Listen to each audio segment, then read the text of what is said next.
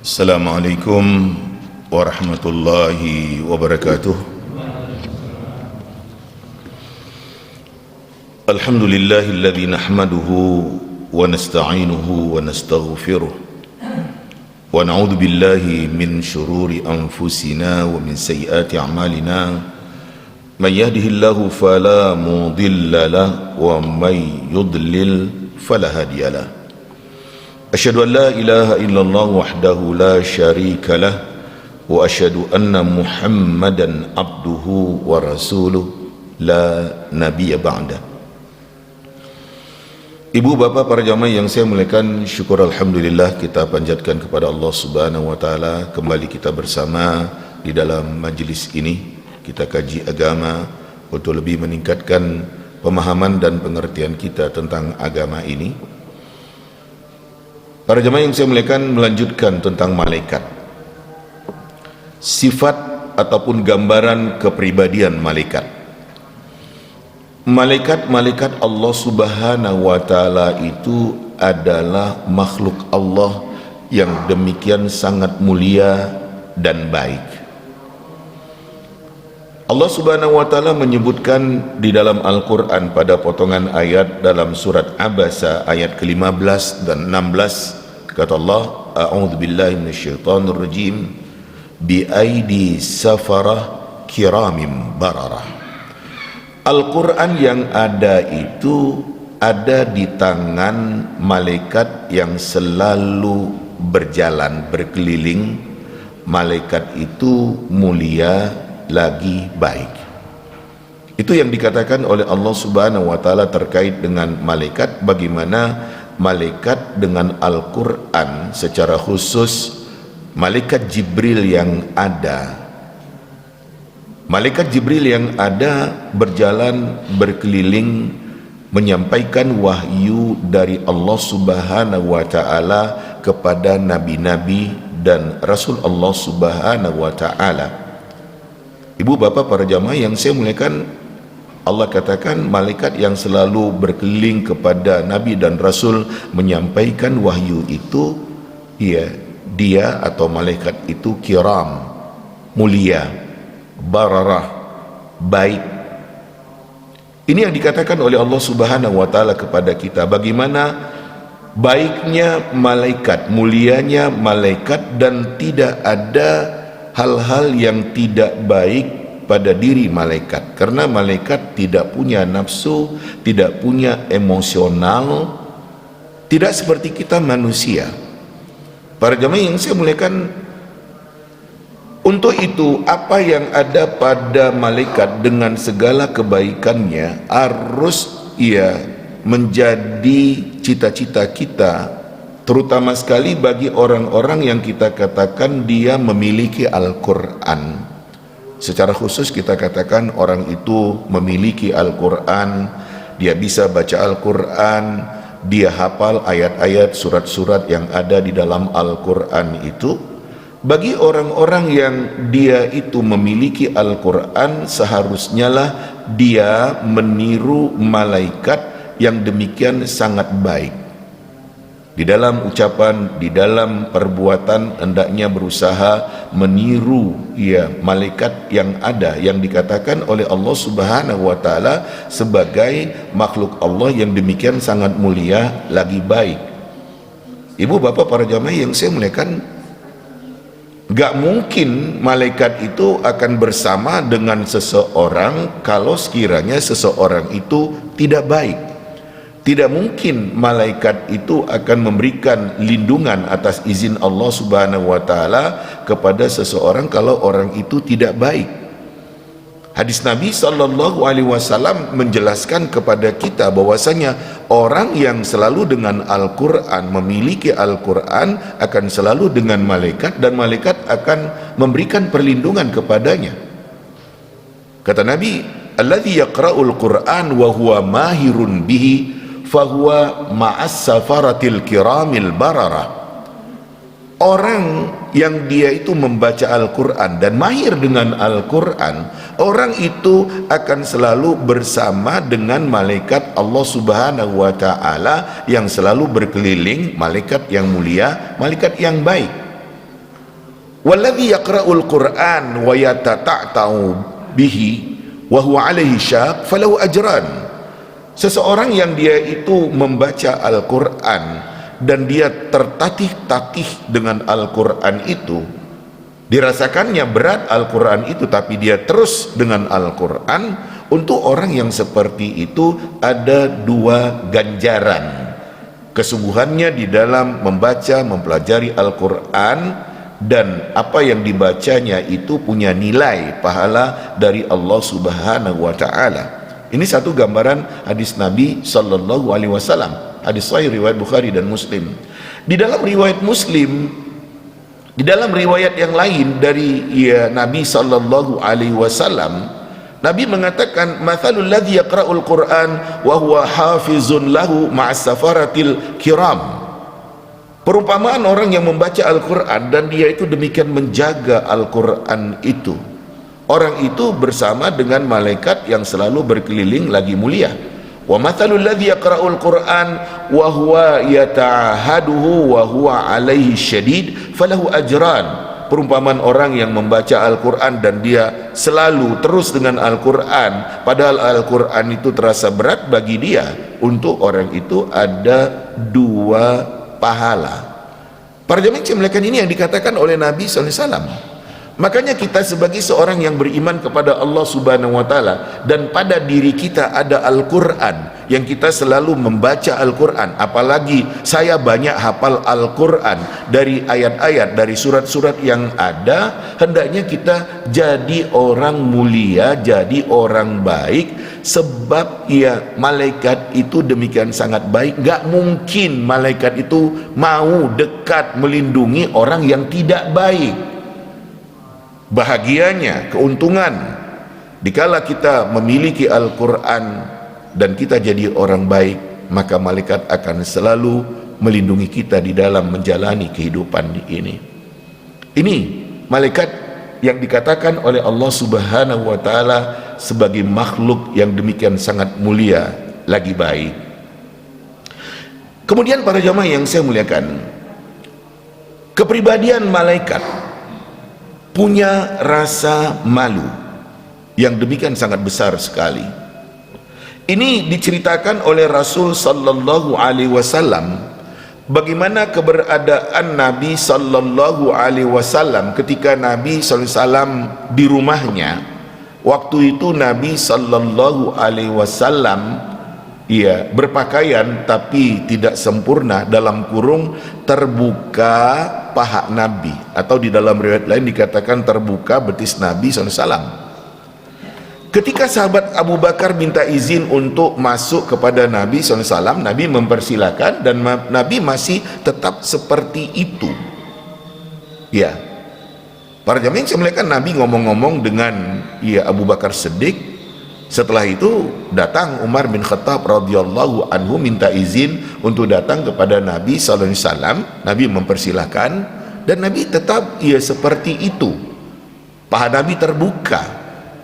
Nah, berikut datang Utsman bin Affan radhiyallahu anhu. Nabi duduk baik dan menyempurnakan, membenahi pakaiannya, menutup paha yang tadi terbuka. Kemudian Nabi ngomong-ngomong dengan Utsman bin Affan radhiyallahu anhu. Ketika Utsman bin Affan radhiyallahu anhu keluar, Aisyah bilang kepada Rasul, "Ya Rasulullah, waktu Abu Bakar masuk datang tadi, kamu tuh sepertinya gak peduli, tetap dengan keadaan paha terbuka. Ketika Umar masuk juga kamu sepertinya gak peduli, paha kamu juga masih tetap terbuka. Tapi ketika Utsman bin Affan datang, kamu itu duduk baik, kamu benahi pakaian kamu." Kenapa ya Rasulullah? Kata Nabi SAW menjawab, "Ala astahi min rajulin tastahi minhul malaikah."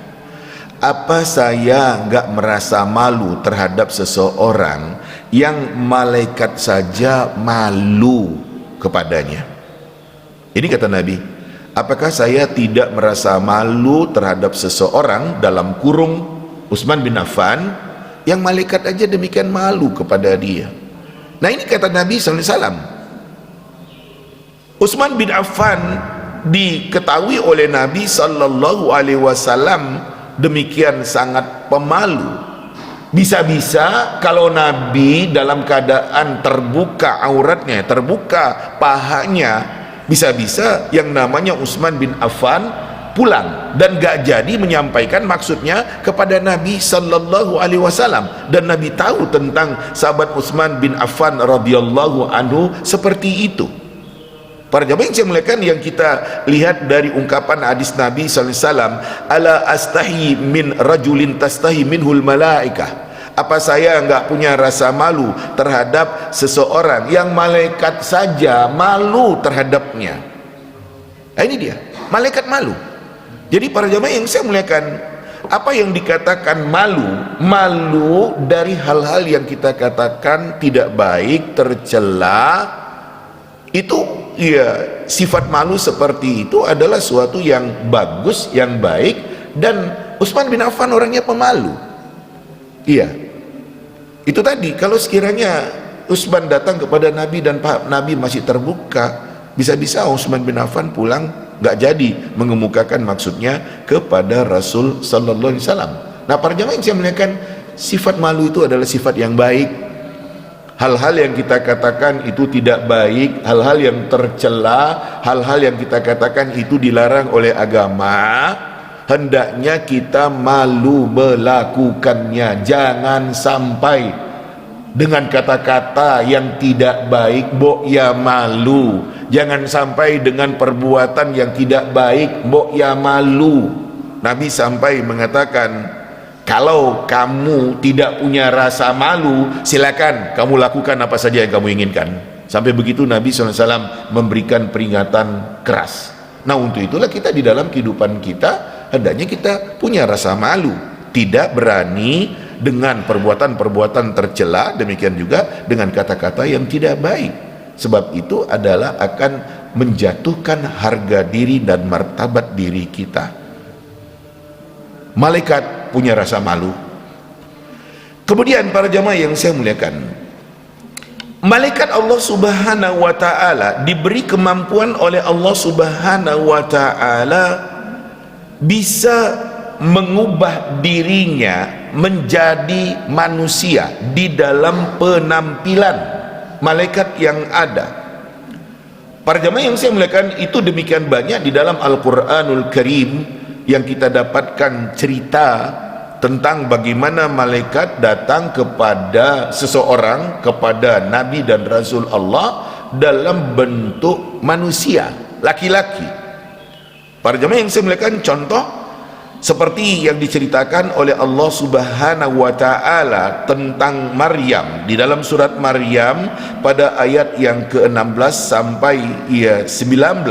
Allah subhanahu wa ta'ala menyebutkan, wadhkur fil kitabi Maryam, wadhkur fil kitabi Maryam idintabadat min ahliya makanan syarqiyah.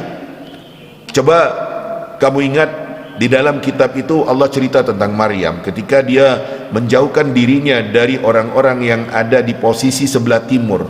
Fattakhadat min dunihim hijaban, dia membuat pembatas antara dirinya dengan orang-orang yang ada. Fa arsalna ilaiha ruhana, kami kirim kepada Maryam ruh kami dalam kurung Jibril. Fatamatsala laha basyaran sawiya, dia tampil muncul di hadapan Maryam dalam bentuk manusia yang demikian sempurna.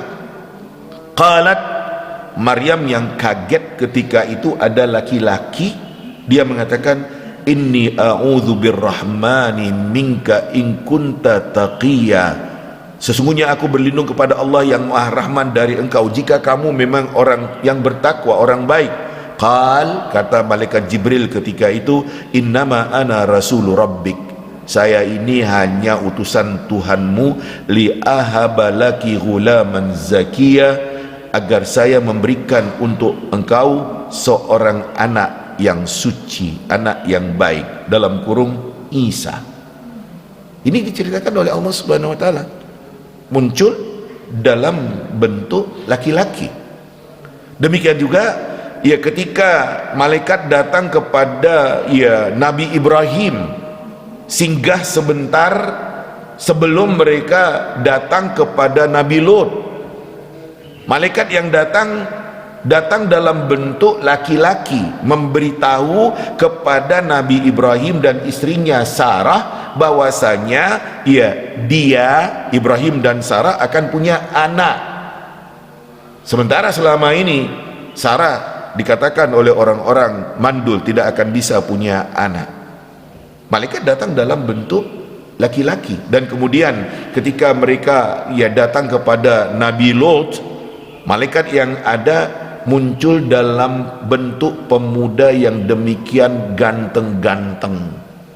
Para jamaah yang saya muliakan, itu yang diceritakan di dalam Al-Quran kepada kita. Ibu bapak para jamaah yang saya muliakan, Nabi Sallallahu Alaihi Wasallam ya di dalam hadis-hadisnya juga menceritakan kepada kita bagaimana Nabi Sallallahu Alaihi Wasallam yang didatangi oleh malaikat Jibril dalam bentuk manusia.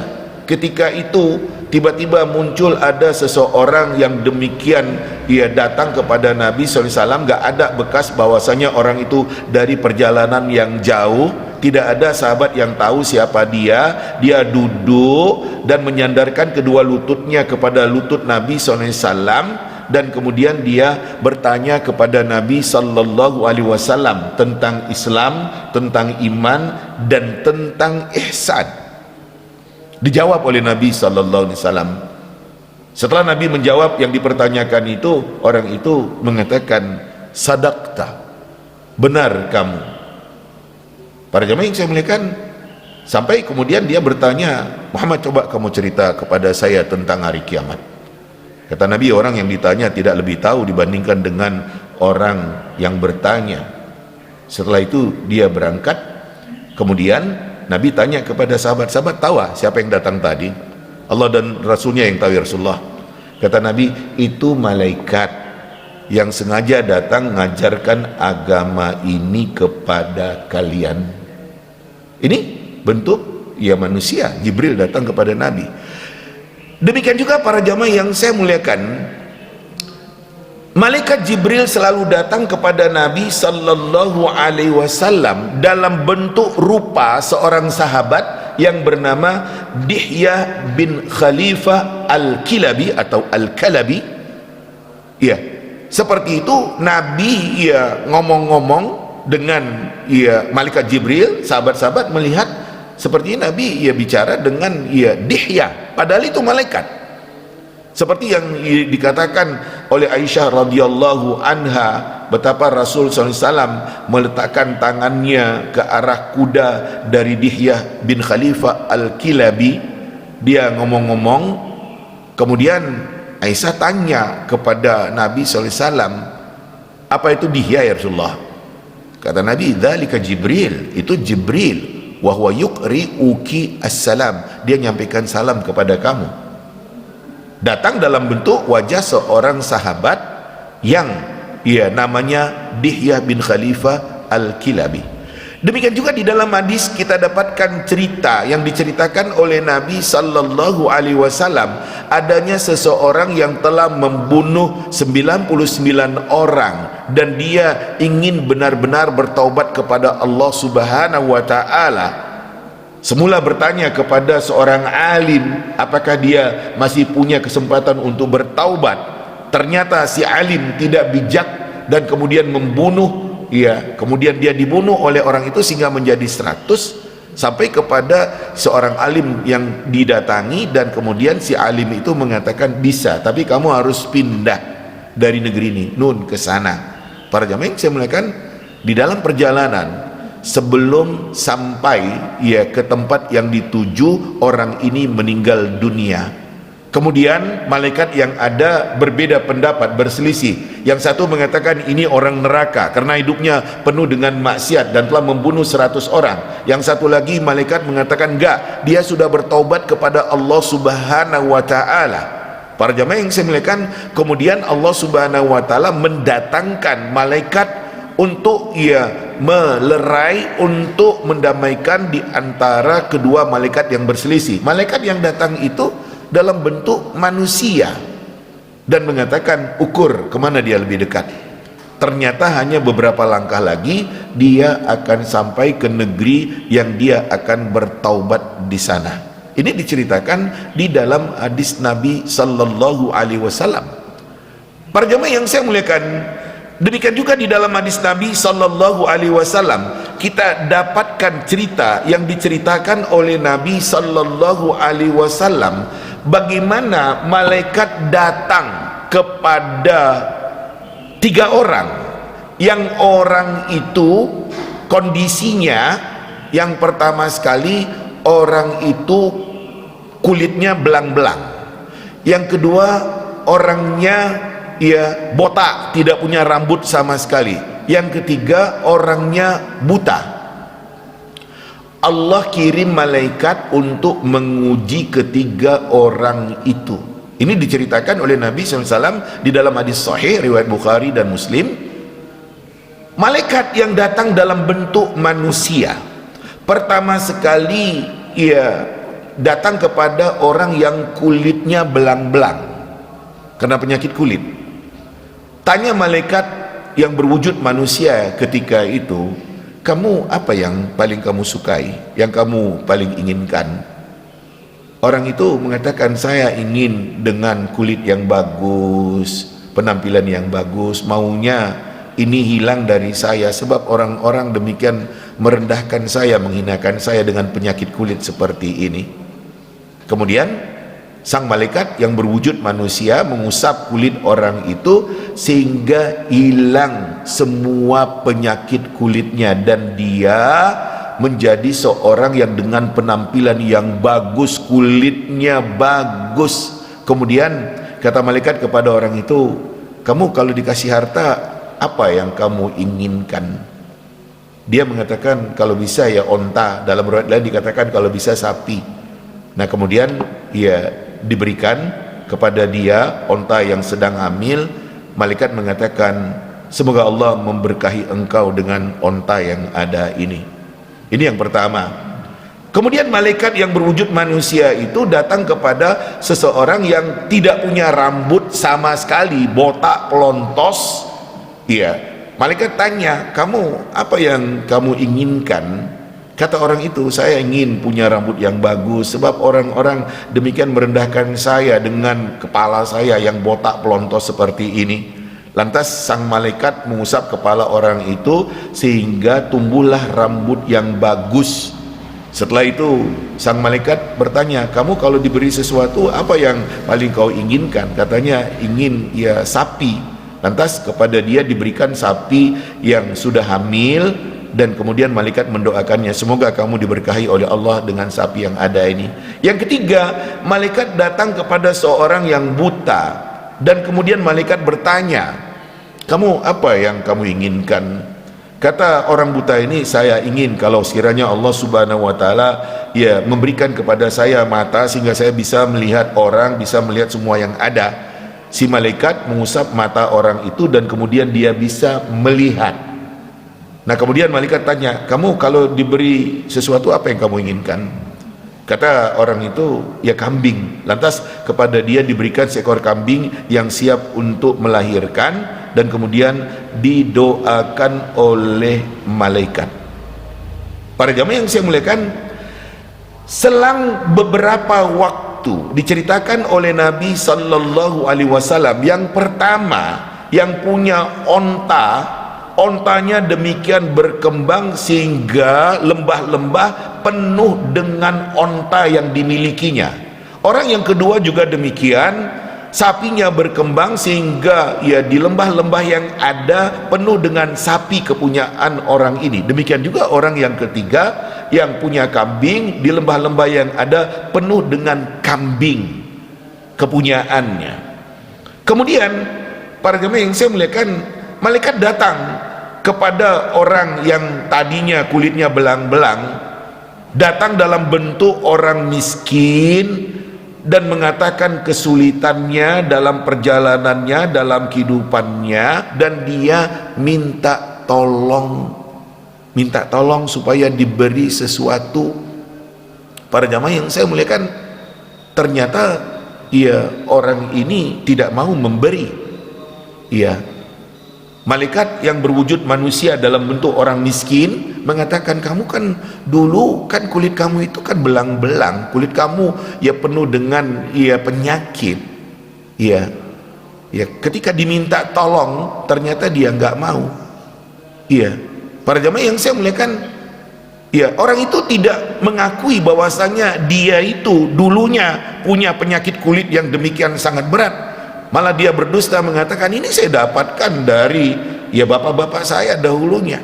Kata malaikat, kalau kamu bohong dengan apa yang kamu katakan itu, nanti Allah akan mengembalikan kamu jadi keadaan kamu semula. Kamu akan berpenyakit kulit seperti dulu.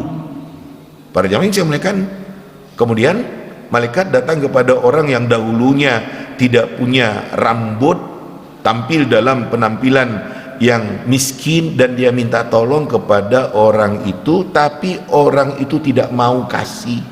Kemudian sang malaikat mengatakan, dulu sepertinya kamu itu orangnya nggak punya rambut sama sekali. Siapa bilang, katanya, dari dulu saya seperti ini, dengan rambut yang bagus. Dia bohong. Kata malaikat, kalau kamu bohong dengan apa yang kamu katakan itu, nanti Allah Subhanahu wa Ta'ala akan mengembalikan engkau kepada keadaan semula. Yang ketiga, terakhir, dia datang kepada orang yang buta, minta untuk ditolong. Saya ini miskin, saya nggak punya uang untuk melanjutkan perjalanan, keadaan saya seperti ini. Kalau nggak kamu tolong, nggak bisa saya sampai kepada tujuan saya. Saya minta tolong kepada kamu. Para jamaah yang saya muliakan, malaikat mengatakan, saya minta kepada engkau, karena Allah Subhanahu wa Ta'ala dulunya telah mengembalikan mata kamu sehingga menjadi bisa melihat seperti sekarang ini. Orang itu jujur mengatakan, memang dulu saya buta, Allah Subhanahu wa Ta'ala memberikan kepada saya mata seperti ini. Lantas orang yang dulunya buta itu mengatakan, silakan kamu ambil dari apa yang kamu inginkan, silakan ambil, demi Allah saya tidak akan menyulitkan engkau dengan apa yang kau ambil itu. Kemudian malaikat mengatakan, kamu tahan harta kamu itu. Allah sengaja nguji kalian. Dua orang teman kamu bohong sehingga Allah marah kepadanya, sehingga Allah mengembalikan dia menjadi seperti semula. Tapi kamu demikian diuji oleh Allah Subhanahu wa Ta'ala, ternyata kamu tidak lupa dengan diri kamu. Allah ridha terhadap kamu, sementara Allah nggak suka dengan dua teman kamu yang ada. Ini cerita hadis yang diceritakan kepada kita bagaimana malaikat yang datang kepada seseorang dalam bentuk manusia dan kemudian muncul lagi dalam bentuk orang yang demikian sangat miskin.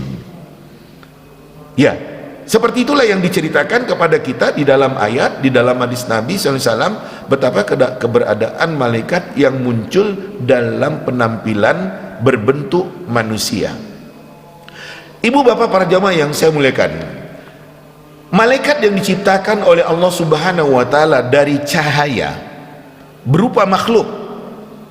Ibu bapak para jamaah yang saya muliakan, kecepatan malaikat seperti kecepatan cahaya. Kita ketahui kecepatan cahaya, seperti itulah kecepatan malaikat dalam melaksanakan tugas-tugas yang ada.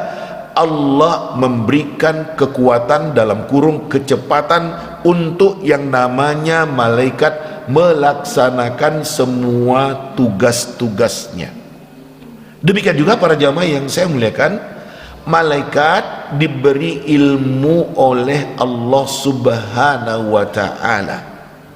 Cuma keberadaan malaikat yang diberi ilmu oleh Allah Subhanahu wa Ta'ala tidak melalui proses belajar seperti kita manusia.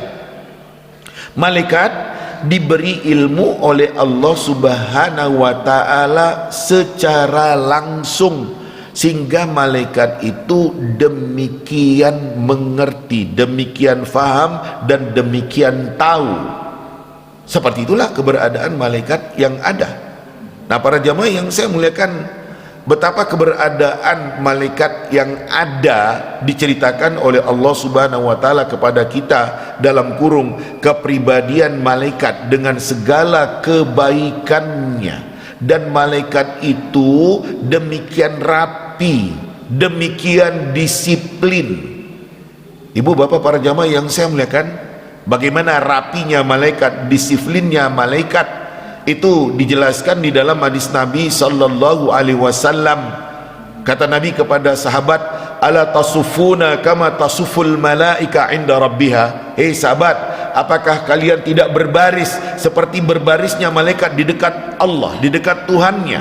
Sahabat mengatakan, ya Rasulullah, wa kaifa tasuful malaika inda rabbiha? Ya Rasulullah, bagaimana malaikat yang berbaris di dekat Tuhannya? Kata Nabi SAW, yutimmuna sufuf wa yatarasuna fis saf.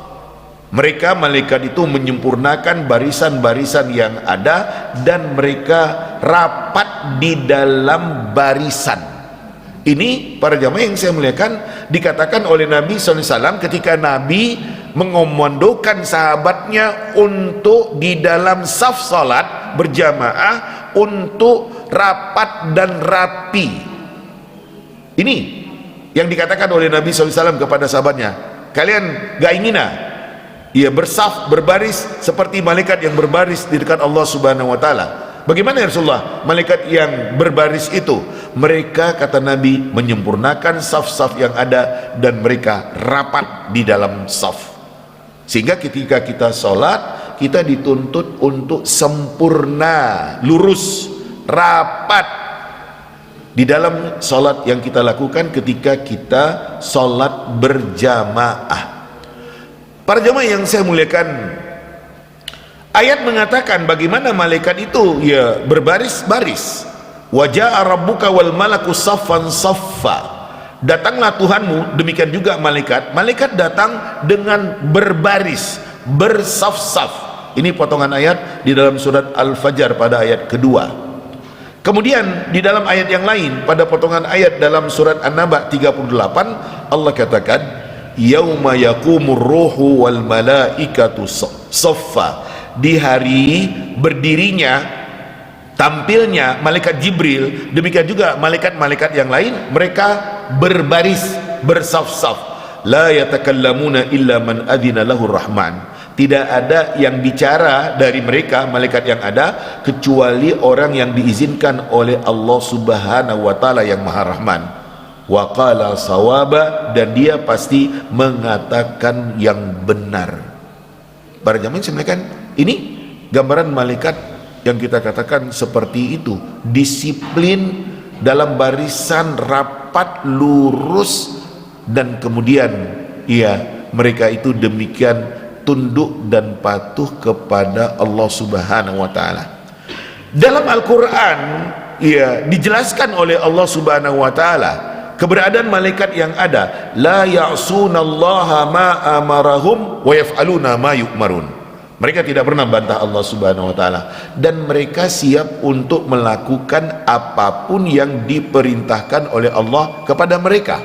Pokoknya diperintahkan oleh Allah, dilakukan oleh malaikat. Demikian disiplin. Para jemaah yang saya muliakan, gambaran ini bisa kita lihat dari gambaran hadis Nabi SAW yang menceritakan, kata Nabi, ati babal jannah fa astaftihu. Saya datang ke arah pintu surga, saya minta untuk dibukakan. Fayaqulul khazin, kata malaikat penjaga surga, man anta, kamu siapa? Saya bilang ketika itu, Muhammad, saya Muhammad. Kata malaikat penjaga pintu surga, bika umirtu la aftahu li ahadin qablak. Saya memang diperintahkan untuk kamu, dan saya tidak dibolehkan oleh Allah untuk membukakan pintu surga sebelum kamu datang. Ini hadis sahih yang diceritakan kepada kita. Disiplin malaikat. Pokoknya apa yang dikatakan oleh Allah, apa yang diperintahkan oleh Allah Subhanahu wa taala itu dilakukan, dan malaikat gak pernah bantah Allah Subhanahu wa taala. Para jemaah yang saya muliakan, kebaikan-kebaikan yang ada pada diri malaikat, ya seperti yang sudah kita kemukakan dalam keterangan terdahulu bagaimana malaikat dengan segala kebaikannya, bagaimana malaikat yang punya sifat malu, bagaimana malaikat yang demikian mematuhi ketentuan Allah Subhanahu wa taala, disiplin, rapi, baris, ya, seperti itu. Kebaikan-kebaikan yang ada pada diri malaikat itu hendaknya menjadi teladan bagi kita, karena malaikat yang ada suka dengan kebaikan-kebaikan, dengan semua kebaikan yang ada di dalam kehidupan ini. Ibu bapak para jamaah yang saya muliakan, inilah tentang gambaran bagaimana kepribadian atau sifat yang baik pada diri malaikat yang diceritakan oleh Allah Subhanahu wa taala kepada kita di dalam ayat Al-Qur'an, demikian juga di dalam hadis Nabi sallallahu alaihi wasallam. Demikian penjelasannya, saya cukupkan demikian. Mudah-mudahan bisa menambah pemahaman dan pengertian kita tentang keberadaan malaikat yang kita kaji. Berikut, jika ada pertanyaan ataupun masalah seputar malaikat yang akan dipertanyakan, adakah yang menjadi pertanyaan? Monggo. Pertama, kalau ada terkait dengan malaikat. Kalau nggak ada masalah-masalah agama lainnya, silakan. Ada Pak pertanyaan? Monggo.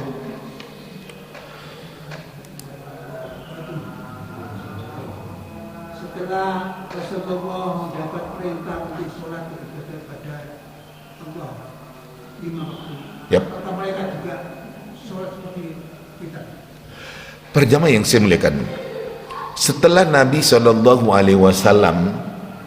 mendapatkan perintah untuk sholat, besoknya malaikat Jibril datang mengajarkan kepada Nabi bagaimana tata cara sholat.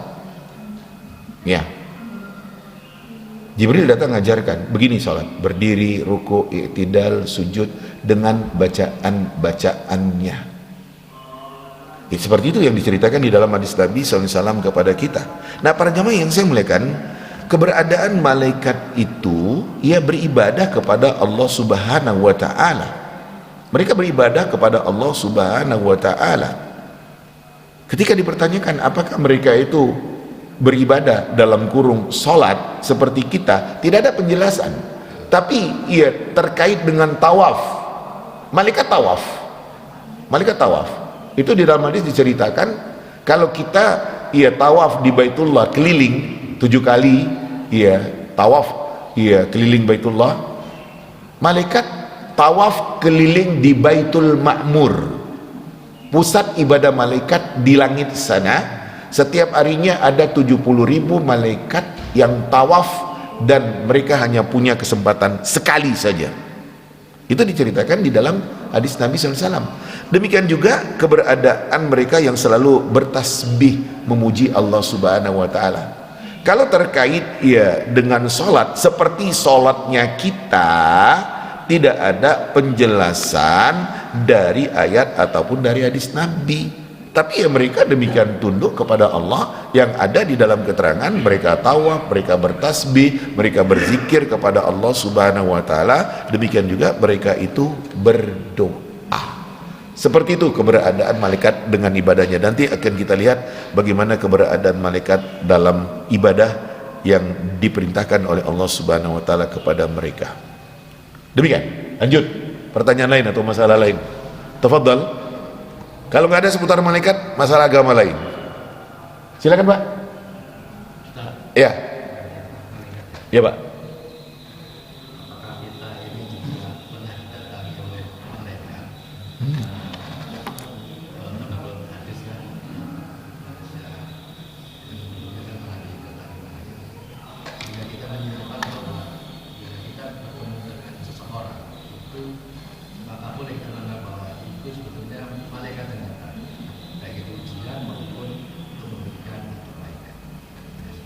Para jemaah yang saya muliakan, jawabnya tidak.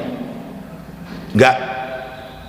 Kita menganggap yang datang kepada kita kemarin itu, waktu dulu itu, jangan-jangan itu malaikat. Enggak. Ada orang yang berkeyakinan, yang datang adalah Khidir. Juga dibantah enggak.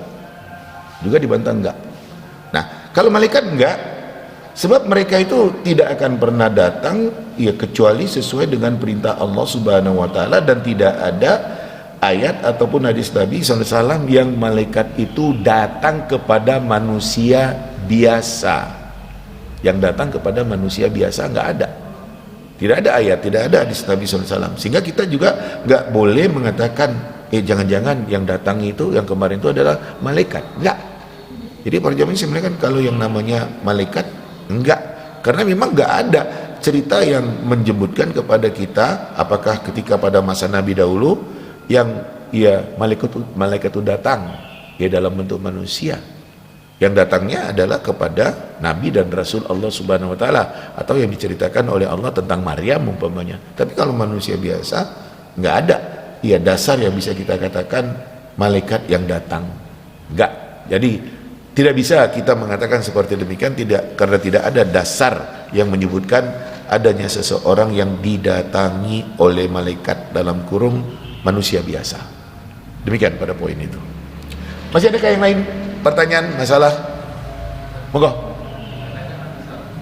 ada jin ya, sakti dan manusia, nah itu fenomena itu kan karena jinnya sakti atau yang tinggi. Para jamaah yang saya muliakan, jin bisa memfitnah manusia. Ya, jin bisa. Ya, bukanlah jin itu istilahnya sakti, enggak. Tapi memang dia itu bisa menjebak manusia. Ya, keberadaan jin itu bisa. Sehingga bisa saja seseorang itu disesatkan oleh jin. Kalau seperti kasus-kasus yang dikatakan adanya orang yang didatangi oleh jin, memang demikian juga ada orang yang dimasuki oleh jin dalam kurung kerasukan. Seperti itu. Dan ini adalah kita katakan sesuatu yang akan menjadi ujian bagi seseorang itu. Jin memang, dari jin yang kita katakan jin jahat itu memang akan berusaha untuk menyesatkan manusia. Saya selalu katakan potongan ayat yang menyebutkan innahu yarakum huwa wa qabiluhu min haitsu la tarawnahum. Dia kelompok jin dan teman-temannya bisa melihat kalian, sementara kalian tidak bisa melihat mereka. Itu tentang keberadaan jin. Makanya kalau di suatu saat ada orang yang terkena fitnah jin, ada kemungkinan karena di dalam kasus-kasus kehidupan kita katakan ada manusia yang katanya dia kawin dengan jin. Nah tentu pernah dalam penampakan wujud, tapi oleh ulama dikatakan gak boleh kawin dengan jin, sebab cita-cita untuk bahagia dalam rumah tangga tidak akan bisa tercipta dikala manusia kawin dengan jin. Dan itu akan menjadi suatu petaka kalau ada manusia mengatakan dia kawin dengan jin. Tapi cerita tentang manusia yang dengan jin itu berbentuk manusia, dia datang memfitnah orang, memang bisa terjadi. Seperti itu kalau tentang jin. Demikian. Para jemaah yang saya muliakan, demikian dulu kajian kita menyorot tentang masalah malaikat, dari sisi kepribadian, dan sifat-sifat baik malaikat. Itu yang bisa saya sampaikan. Sampai nanti kita lanjut dengan izin Allah Subhanahu Wa Taala. Demikian, wassalamualaikum warahmatullahi wabarakatuh.